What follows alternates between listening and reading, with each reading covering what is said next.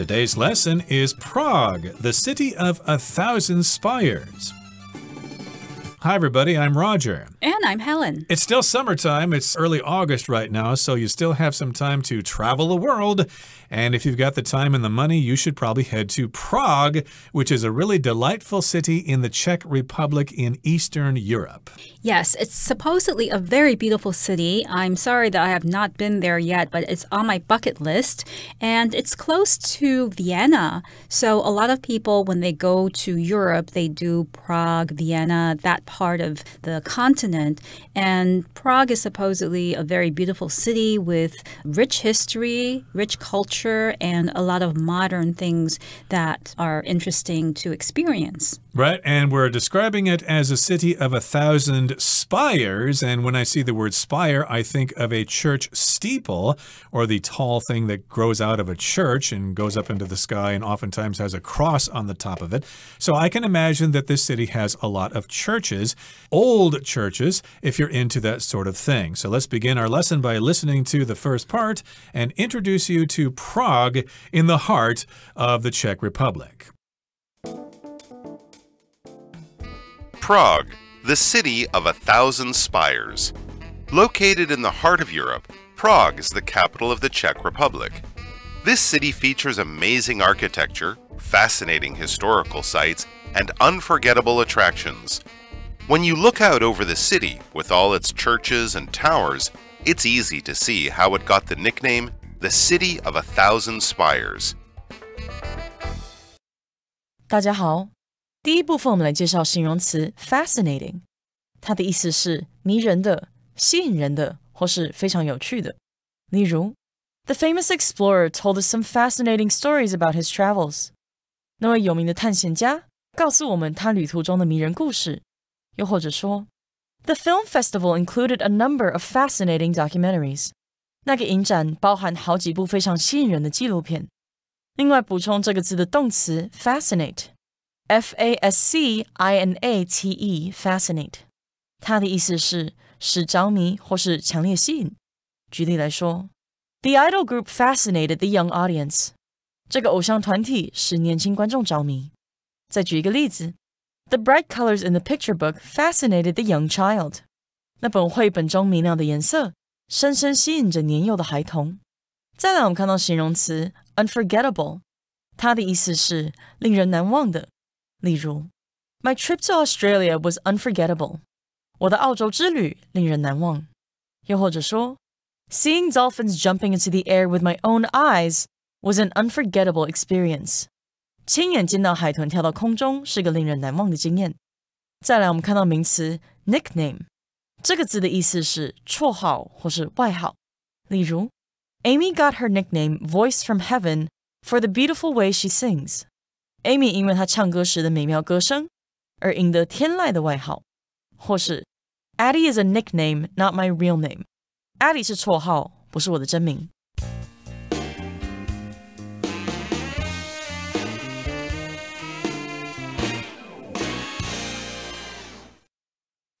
Located in the heart of Europe, Prague is the capital of the Czech Republic. So we have the country, which is called the Czech Republic, and the capital of that country is known as Prague, is the city of Prague.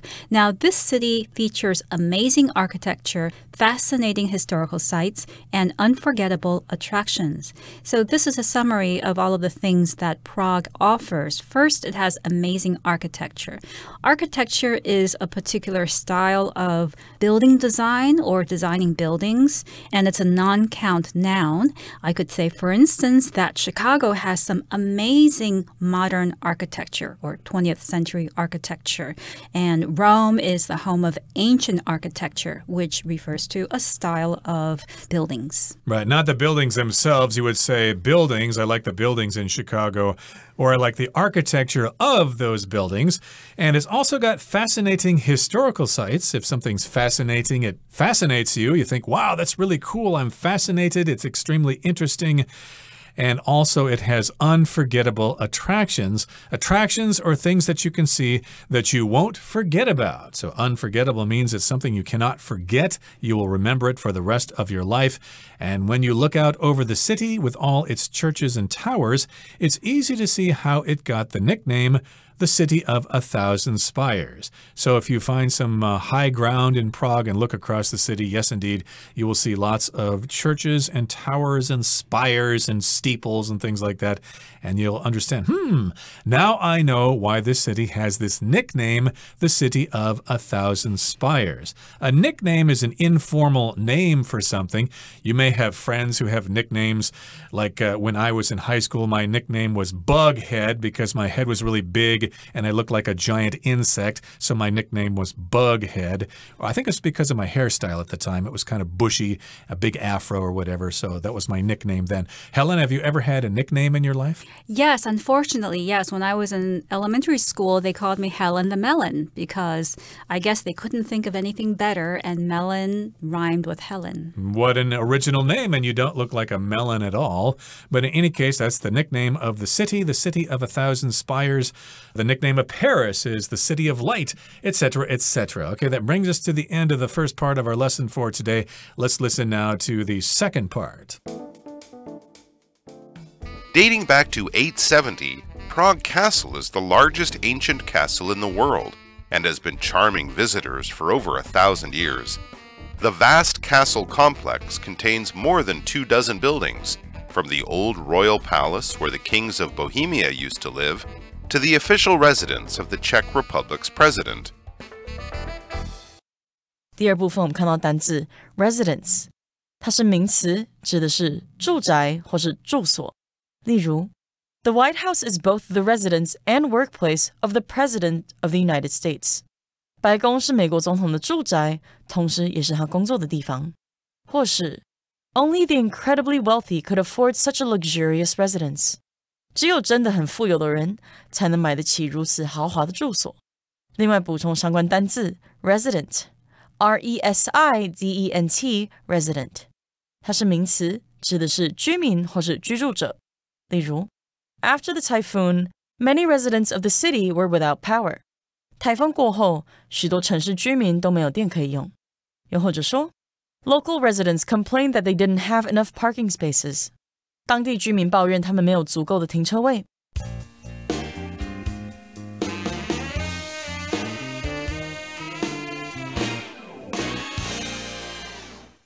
So now we're going to look at some different buildings in Prague. Dating back to 870, Prague Castle is the largest ancient castle in the world and has been charming visitors for over 1,000 years. So Prague Castle is truly very old. It dates back to 870. Now, date back to something means that something began at a particular time in the past. So this castle dates back to 870. You can also say that something dates back 1,000 years. And in that case, you would leave out the two. In that case, you're talking about the amount of time that's in between the time that something was built in the past. Right. And you might come across some old buildings here in Taiwan and you'll look at it and you'll say, oh, that building dates back to the Japanese colonial era. It was built during that time. So this particular castle was built way back in 870, and it's the largest ancient castle in the world and has been charming visitors for over 1,000 years. So it's a big castle, kind of a military fortification to protect the city, and it's quite big, it's quite huge. It's the largest ancient castle in the world, and it dates back to 870. And yes, indeed, if you're a visitor there, you will be charmed by it. You'll look at it and you'll go, wow, that is really a cool building. I want to take lots of pictures of that, and I will remember it for the rest of my life. Now, the vast castle complex contains more than 24 buildings From the old royal palace where the kings of Bohemia used to live to the official residence of the Czech Republic's president. So this castle is a castle complex. A complex refers to a group of buildings that are together considered one thing. So the Prague Castle is actually a castle complex because it includes other buildings such as the old royal palace. Now, the kings of Bohemia used to live in the old royal palace, and Bohemia is a historical country that used to be a part of the Czech Republic or Czechoslovakia in the past. And you also have the official residence of the Czech Republic's president. And a residence is a place where someone lives, especially when you're talking about the place where an important person lives. A residence, of course, is where someone lives. Of course, here in Taipei, we've got the presidential residence. And yes, indeed, where you live could be your residence. My residence is in Mujia, for example. And this, of course, is where the president of the Czech Republic lives. Some people refer to the Czech Republic as Czechia, so you can use either one. Either one is correct. Okay, that brings us to the end of the second part of our lesson for today. Let's move on now to the third part. We'll listen first. Visitors can explore the huge castle area by themselves or with a guided tour that includes stops at some of the most historic buildings. The Gothic St. Vitus Cathedral is a must-see. The church was built over a period of 600 years and offers guests a look at beautiful stained glass windows and sculptures, as well as wonderful views from its bell tower. Vladislav Hall, where jousting tournaments used to be held, and the flower-filled Royal Garden are also among the castle's top attractions. 第三部分我们看到名词 sculpture， 这个字的意思是雕塑、塑像或是雕刻品。例如 These sculptures are made of marble， 这些雕塑是由大理石制成的。或是 The artist's wife served as a model for his latest sculpture， 这位艺术家的太太担任他新雕塑作品的模特儿。最后我们看到单字 tournament， 它是名词，指的是锦标赛。举例来说 The tournament features teams from many different countries， 这场锦标赛有来自许多不同国家的队伍。最后一个例子 I enjoy watching major tennis tournaments on television， 我喜欢在电视上收看大型网球锦标赛。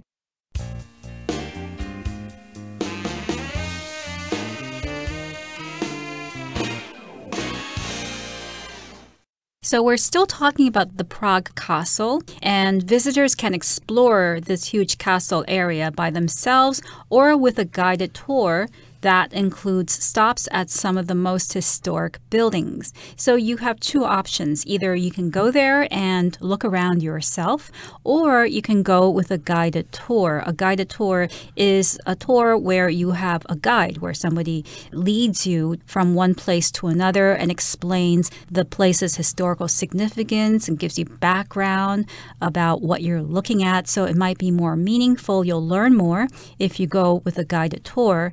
And this guided tour will include some stops at some of the most historic buildings. Yeah, I like guided tours. I didn't used to like them. I thought, oh, I'm a traveler. I need to explore these things myself. But later on, I realized that, hey, a guided tour is more convenient. They'll tell you all sorts of things about the place you're visiting, and you'll have a chance to meet other tourists and exchange phone numbers and things like that.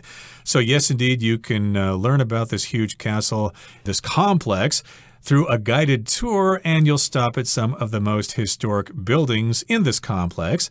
For example, we've got the Gothic St. Vitus Cathedral. That is a must-see. Now, here we've got something that's called Gothic. That's a type of culture or architecture or art from a certain period of European history between the 12th and 16th centuries. And usually it's very ornate. It's got lots of different features on them. If you look at a Gothic castle, you'll know it's a Gothic castle. Yes, and the church was built over a period of 600 years and offers guests a look at beautiful stained glass windows and sculptures, as well as wonderful views from its bell tower. Now, this church wasn't built in a day. It actually took 600 years to finish building this church. Probably it was very elaborate and it was very complex, so it took a lot of time to complete. And when you go there, you'll see why it took such a long time, because you'll come across stained stained glass windows, beautiful ones. Stained glass windows are windows that are colored. Usually they are formed with different colored and pieces of glass, and they might show a scene from history or a design.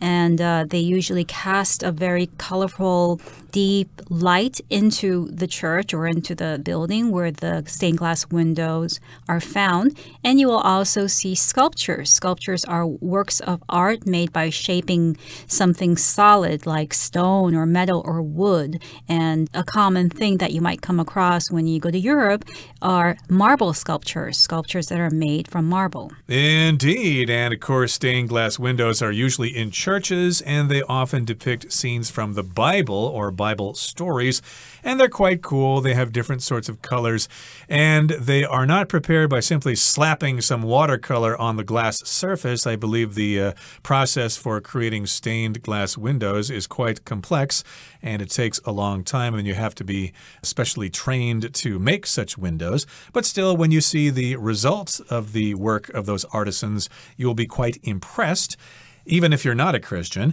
And also you'll see some sculptures there, various figures from the past. Their sculptures are usually of people, but they don't necessarily have to be of people. But I'm imagining that the sculptures in this particular church are going to be of people from the Bible or people from history.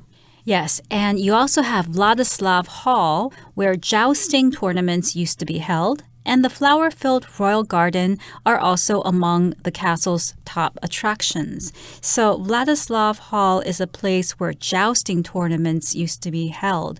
Now, a tournament is a series of games where the winner of each game plays in the next game until only one player remains, and that player or that team becomes the winner of the tournament. So today we have tennis tournaments, and we also have golf tournaments, which always end up with one winner who is the winner of the tournament.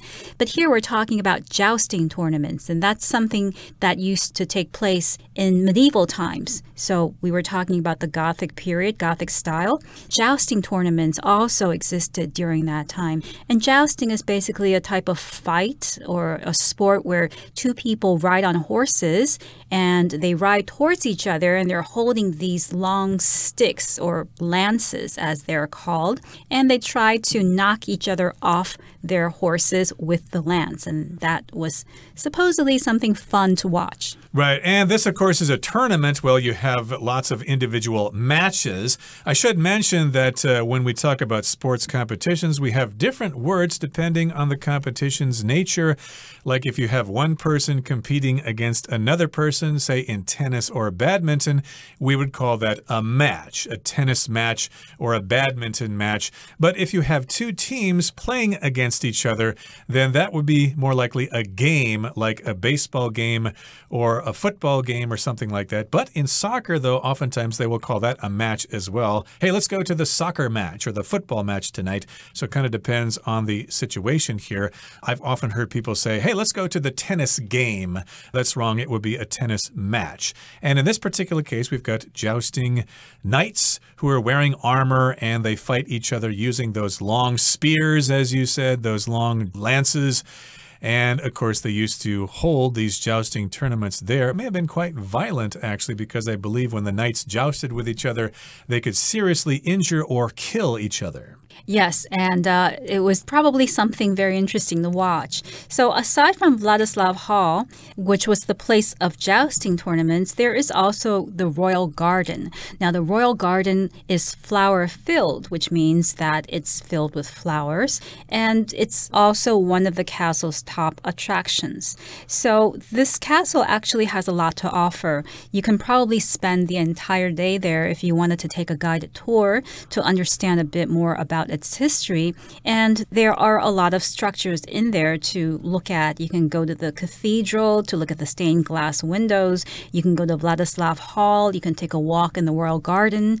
I'm wondering if there are any restaurants or coffee shops in this huge complex for people to take a break in. Well, if they aren't in the complex, they're certainly going to be around the complex because if you're a tourist and you're visiting these places in the world, you're going to get thirsty and you're going to get hungry, and local residents there will think of ways to make money off of you.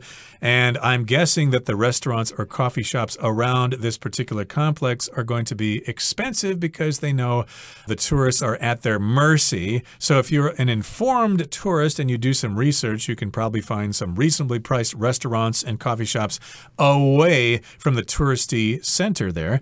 And yes, indeed, we wish you the best with that. And of course, there's some great dishes to be had in the Czech Republic. You should do some research if you are a foodie. But we're talking again about these attractions in central Prague, the castle, the cathedral, the church, all that fun stuff. And yes, indeed, they may have some actual sample jousting tournaments there, although I don't think anybody's going to get killed. And yes, indeed, they are among the top attractions of Prague. Maybe we've inspired you to go talk to your travel agents and book your tickets now before it's too late. Okay, that brings us to the end of our explanation for today. Here comes our Chinese teacher.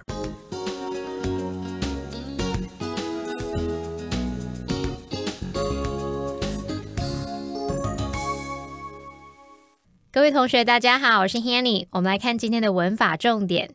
课文第二部分介绍了布拉格城堡。那这个广大的城堡建筑群包含了超过24栋的建筑物，从旧皇宫到捷克共和国总统的官邸。那文中是在旧皇宫 The Old Royal Palace 后面插入了 where 引导的关系子句 where the kings of Bohemia used to live 来说明它是波西米亚王国国王以前的住所。那这个关系子句的前后它有用逗号隔开来。好，然后在课文第三部分最后一句呢，它有提到这个弗拉季斯拉夫大厅，它的后方也有插入 where 引导的关系子句 where jousting tournaments used to be held 来补充说明这个地方曾是举办马上长枪比武比赛的场地。好，那么关系子句前后也是有用逗号隔开来。这边我们就来介绍一下 where 当关系副词的用法。Where 当关系副词呢，相当于介系词加上 which， 像是 at which 或是 in which 等等，那可以引导关系子句来修饰或是补充说明跟地点相关的先行词。好，那首先我们来看到，当先行词是明确特定的地点时，就不需要限定它的范围了。这时候关系子句的功能是对先行词做补充说明，那记得要用逗号把这个补充说明的部分跟主要子句隔开，这就是属于非限定用法咯。我们刚刚从课文里面举的那两个例子都是非限定用法，我们就来造个例句。Ray spent his summer vacation in Tainan, where his grandparents live. Ray 在台南度过暑假，那是他爷爷奶奶住的地方。那么台南是明确的地点，所以是用非限定用法，这个 where 前面是有加逗号，把它跟主要子句隔开来。那 where his grandparents live 就是去补充说明台南是他爷爷奶奶住的地方。好，第二个再来看到是当先行词是非特定不明确的地点时，那就要用限定用法 where 的前面不加逗号。这时候关系子句呢是要去限定先行词的范围，像 This is the town where his grandparents used to live 这是他爷爷奶奶以前住的城镇。我们看到 the town 它是不明确的地点，我们不知道是哪一个城镇嘛，那这时候用限定用法在 the town 后面紧接着关系子句 where his grandparents used to live 来限定它的范围，说明是他爷爷奶奶以前住的那个城镇。这时候 where 的前面就不能加逗号咯。好，那最后补充一下，同学们也可以偷偷看到第二天的课文，它第一句有写到 Prague is a place where the past meets the present 这就是属于限定用法。这个 a place 是不明确的地点，它在后面紧接了一个关系子句来限定它的范围，说明是一个过去与现在相遇的地方。好，那么以上今天重点整理，我们就来回顾今天的单字吧。Architecture. The building's architecture combines modern and traditional elements. Fascinating. The exhibitions at the Science Museum were really fascinating. Nickname. Joseph's nickname is Big Joe because he's so tall. Residence. The famous musician's residence is an expensive apartment in New York City. Sculpture. The sculpture in the park caught the attention of everyone who passed by. Tournament. Some of the world's best players will compete in next week's tennis tournament.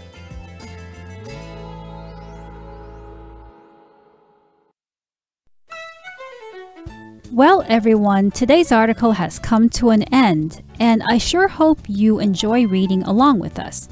I am Helen. I am Roger. See you next time.